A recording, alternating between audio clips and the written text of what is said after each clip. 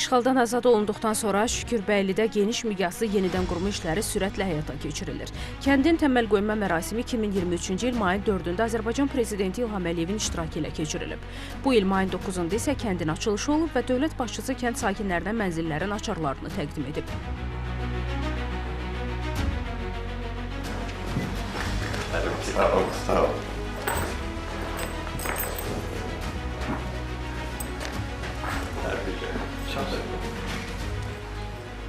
Kənd baş plan üzrə 1042 ailəlik kənd olaraq layihələndirilibdir.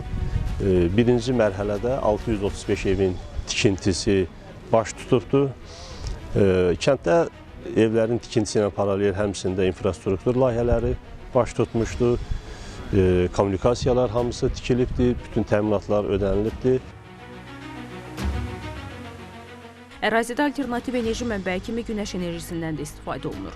Layihə çərçivəsində kənd daxili 25 km uzunluğunda yollar salınıb, 3 avtomobil və 2 piyada körpüsü inşa edilib. Bundan əlavə kənddə 360 şagird yerlik məktəb, hər biri 80 yerlik 2 uşaq bağçası, inzibati bina, tibb məntəqəsi, 350 yerlik klub və musiqi məktəbi tikilib. İşğaldan azad edilmiş ərazilərdə, xüsusilə Şərqi Zəngəzur iqtisadi rayonunda ilk dəfə olaraq musiqi məktəbi məhz Şükürbəyli kəndində inşa olunub. Böyük Qayıdış Adarı dövlət proqramı çərçivəsində Şükürbəyli kəndinə həyat tam şəkildə geri dönür.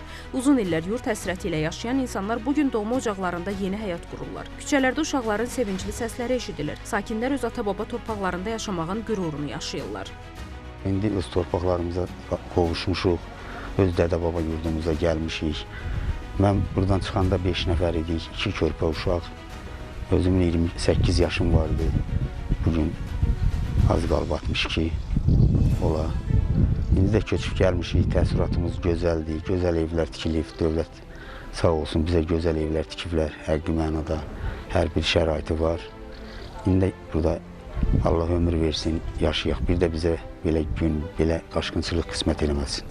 Bu uşağı görsən, bu qardaşımın elə bir ki, nəvəsidir.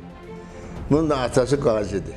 Bu dövlətin gözəl bir sakinidir, nümayəndəsidir. Bunların sevinci həddi-hududu yoxdur. Dövlət bunlara o qədər hörmət eləyir, bizə o qədər hörmət eləyir ki, Allah prezidentimizi canını sağ eləsin ki, bizə belə bir şərait yaradır. Biz elə bir ki, sevincimizin həddi-hududu yoxdur. Bu gözəllikdə ev verib, şərait qurublar, yaşayırıq, gəlib yaşamışıq, yaşayırıq. 3 gündür, 4 gündür gəlib burada yaşayırıq. İllərlə vətən həsrəti ilə yaşayan keçmiş məcburi köçkünlərin ən böyük arzusu doğma yurda qayıtmaq idi. Bugün həmin arzu gerçəyə çevrilib. Şükürbəyliyə qayıdan insanlar yalnız yeni evlərə deyil, öz keçmişlərinə, uşaqlıq xatirələrinə və ata-baba yurduna qovuşublar. Anar Şuşalı, xanım Rüstəmzadə, NTV Xəbər, Cəbrayıl.